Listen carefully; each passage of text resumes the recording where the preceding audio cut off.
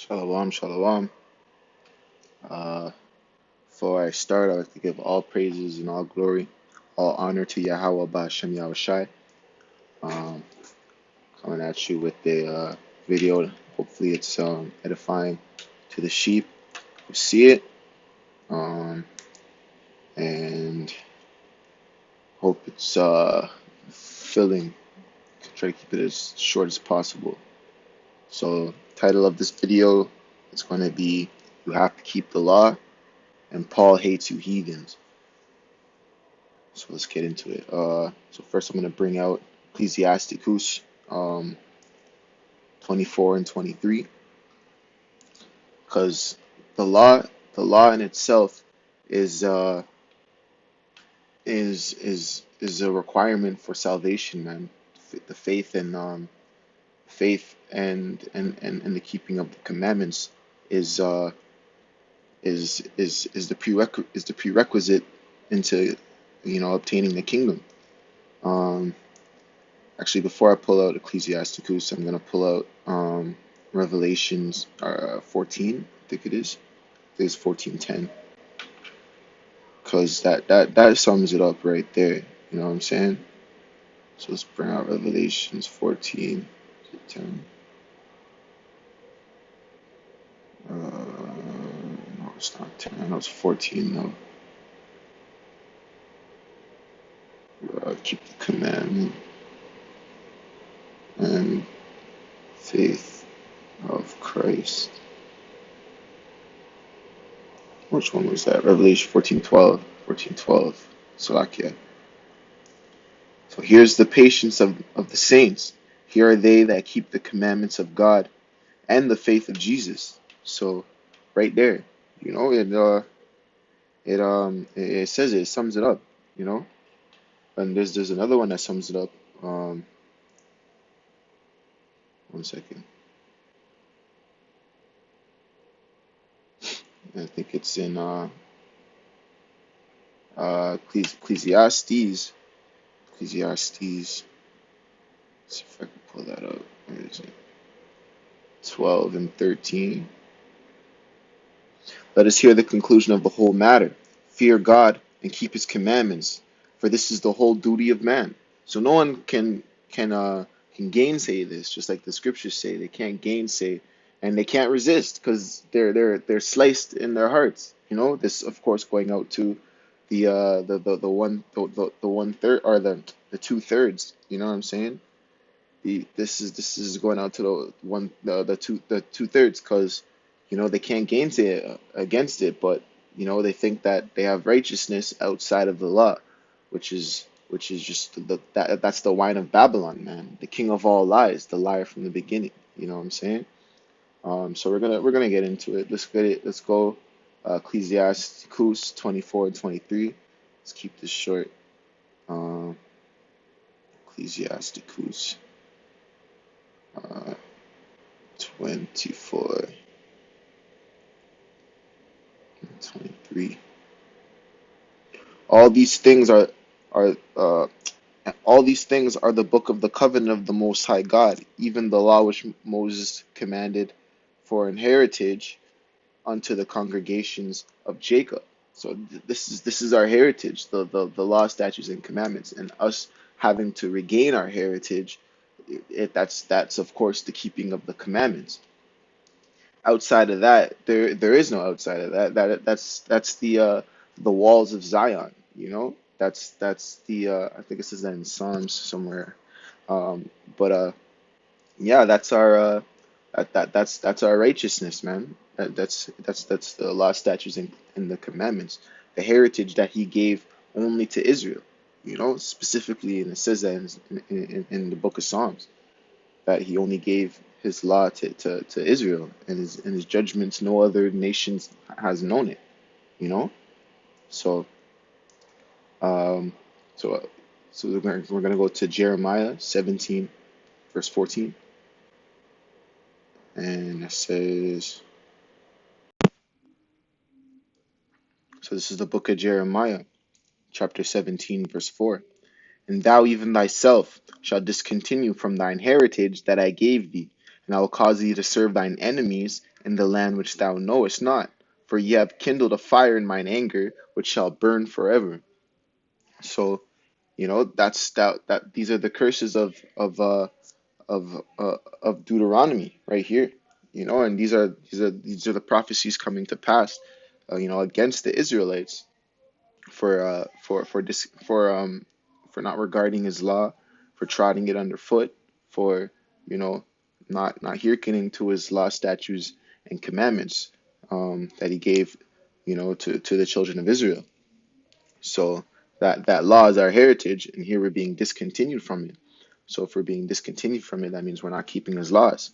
So to be continued in it, we must keep his laws.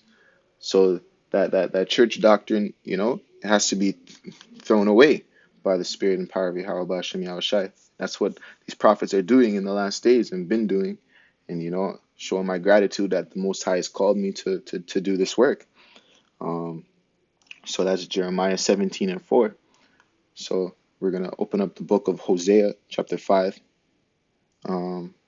verse 15. So we know that the opposite of this has to happen for us to be redeemed. So here's the book of Hosea, chapter 5, verse 15. I will go and return to my place till they acknowledge their offense and seek my face. In their affliction they shall seek me early. So I'll go and return to my place till they acknowledge their offense. So we have to acknowledge our offense, which is, 1 John 3, and that's the offense, that's sin, and we have to cease from sinning, and that's doing truth now, and that is his law, statutes, and commandments. So every which way you can cut these damn Christians up for teaching blasphemy. So we're gonna go to 1 Peter 4:18. So that's basically how you get redeemed, and that his law is forever. His word won't go out void. So we're gonna go to 1 Peter 4:18. So let's go to New Testament, 1 Peter 4, verse 18. And if the righteous scarcely be saved, where shall the ungodly and the sinner appear?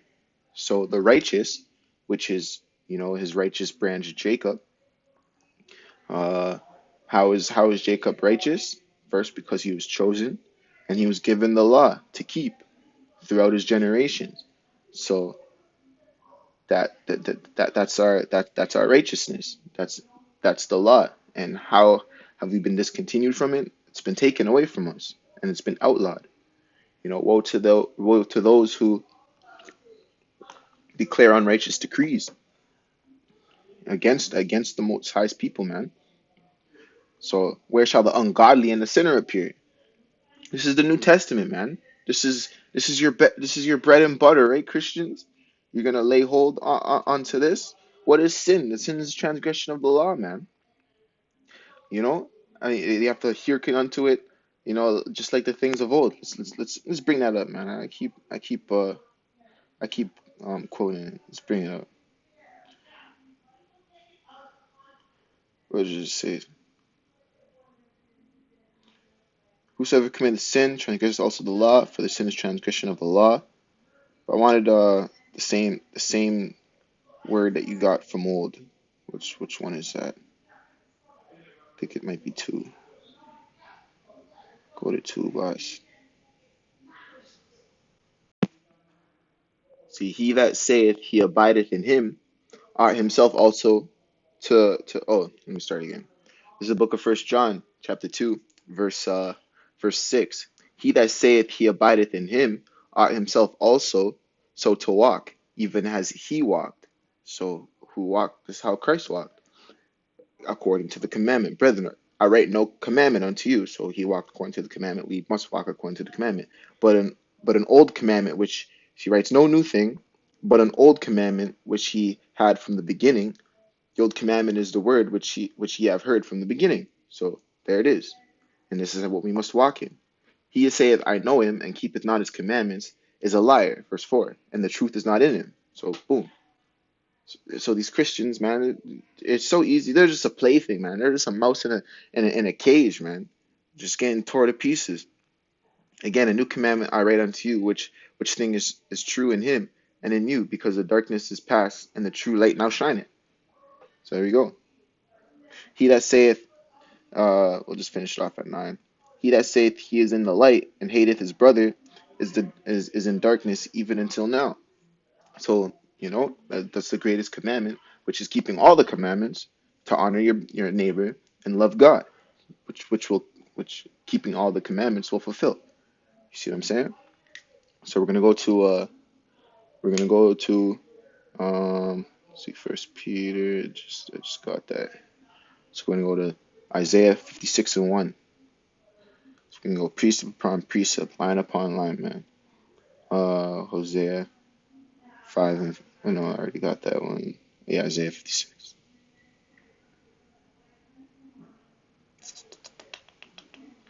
Isaiah 56:1. Thus saith the Lord, keep ye judgment and do justice, for my salvation is near to come, and my righteousness to be revealed. So his judgment and his justice is righteousness, and it's going to be revealed. What is righteousness? The law, the truth, like we just read. And it's near to come, and his righteousness to be revealed. It's going to bring it back into our hearts. It's going to turn our hearts toward the fathers. You see what I'm saying? Just like it says in I think that's Malachi. You see what I'm saying? So it says, keep ye judgment and justice. Judgment and justice is what he gave judgment to Israel according to Psalms. So that's what we have to keep, and it says it all over it. And that's the conclusion of the matter, which he literally states. So we're just gonna keep beating this into the ground.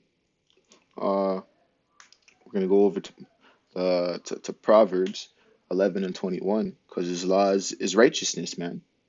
What's it? Proverbs 11.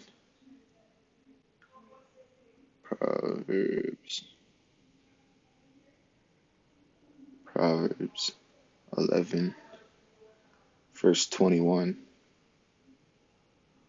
And this says, the book of Proverbs, chapter 11, verse 21. Excuse me. Though hand join in hand, the wicked shall not be unpunished, but the seed of the righteous shall be delivered. See what I'm saying?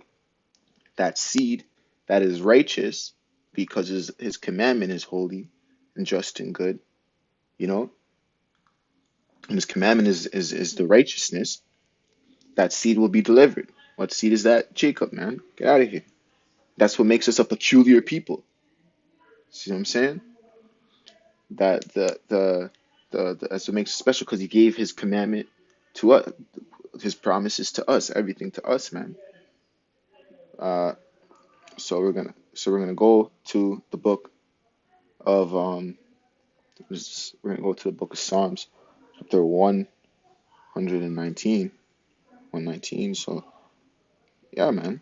So that's what makes us righteous. And if you say the law is done away with, then we're no longer righteous, and God doesn't have a chosen people. But God says He'll never change, and our seed will endure forever until the heaven and earth pass away. His law, no jot, no tittle will pass away from the law, which means His Israel will be chosen forever. You see what I'm saying? Man, these Christians gotta get out of here, man. Man, I can't wait. I can't wait, man, till things start popping off, and most high willing, we're in them chariots and the nukes, and we're just staring at the flame of fire, man, over Babylon, and all these naysayers and all these scoffers that was prophesied to come in the end times, man. So we're gonna go to Psalms 119, Psalms 119, verse 142. This is the book of Psalms, chapter 119, verse 142. Verse 142. Thy righteousness is an everlasting righteousness, and thy law is the truth. So his law is the truth. You need that law to dwell in you. You want to be of the truth and speak according to the truth and live in the truth and be in the truth. Thy law is the truth, man, and it's an everlasting righteousness. Everlasting means perpetual, and this is what Christ was quoting, man. Excuse me. Excuse me. Yeah, man. So it's an everlasting righteousness. And yet the command look, trouble and anguish have taken hold on me. Yet thy commandments are my delights. Supposed to have delight in the commandments, man. Delight. It's crazy, man. Crazy. What wickedness and folly the church has perpetuated to our people, man. This is exactly what we need. And it's so simple to understand, and it's totally not grievous, just like Christ said. And it's for it's for our good, you know what I mean? To keep these. And it's life, and it's life is good, man. Life is peace. So if these commandments are life and peace, then it's easy to live in. It's easy to live in them, and it's just normal. It's just your day to day. Don't do this or don't do that. Like that's it. It's just judgment and justice. From small to the larger things, to the large scale things. You know what I'm saying? And there's so much leeway in it. Man, we could oppress the heathen. We can have slaves. We can have wives. Like what? What more could you want? It's riches. It's real riches. Ah. Anyways, let's keep going. This is the book of Deuteronomy, chapter 6 and 25. Let's go over to 25. And it shall be our righteousness if we observe to do all these commandments before the Lord our God, as he has commanded us. Simple and put like that. It is our righteousness to do these things. It is our heritage. It is our coming and going. Blessed shall we be in our comings and goings, just like Moses said later on in this chapter. This is our life, our truth, or the epitome, our center, our core, man. Whoever says that you can't do this, man, is a fool lying on his belly. Just lick up the dust and be as nothing, man. Just like you were created, man. And all you wicked jakes trying to covet this lawlessness and normalize this lawlessness, man, death to you too. Man, lick up the dust just right alongside with Edom, man. You're nothing but some freaking Oreo cookies, bro. Those nasty throwaway popsicles with the cream centers, dog. No one likes you. You see? Fuck, man. Let's go. Let's go to Hebrews. Hebrews 11 and 6. Let's keep going. Keep beating this into the ground, man. Because this is we're waking up in these last days, man. The prophecies are going out, man. Prophets on every damn corner. So let's go to 11, Hebrews 11, chapter chapter or chapter Hebrews chapter 11 verse 6. But without faith it is impossible to please him. For he that cometh to God must believe that he is, and that he is a rewarder of them that diligently seek him. That is an action, that is a doing. You see what I'm saying? That is a work. These are works. You have to seek him. You have to read precept upon precept, not just only New Testament, which all of the prophets were quoting the old. It's not just that. It's a whole concise, you know, it's a whole concise uh obedience to the scriptures, and gaining and diligent and a seek and a seeking out of the scriptures, man, and what to do. He's a rewarder of them that diligently seek him. That's the faith and the commandments, like we read in Revelations, right there. Man, you can't just seek him out with faith alone. You know what I'm saying? That doesn't make no damn sense. So let's see. We're gonna keep going. We're gonna go over to Hosea. No, not Hosea. Yeah, Hosea 5 and 15. We're gonna go back to the book of Hosea. Hosea 5 verse 15.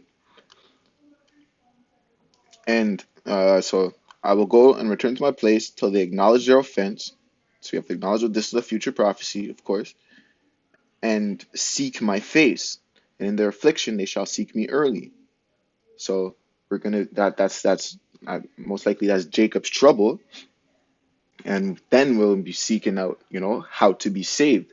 But even more so now, before it's even starting off, we're in good standings, you know, most high willing, we make it through and we get saved, you know. Uh, so so they seek my face in their affliction, they'll seek me early. So we got to seek him. It's just a concise precept upon precept, understanding here.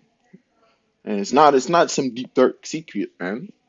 Like how these freaking whiners and beggars in these damn fucking Slakia in these damn churches make it seem like he's too big to comprehend. It's not some big mystery, man. Just read. You can't read? Come on now.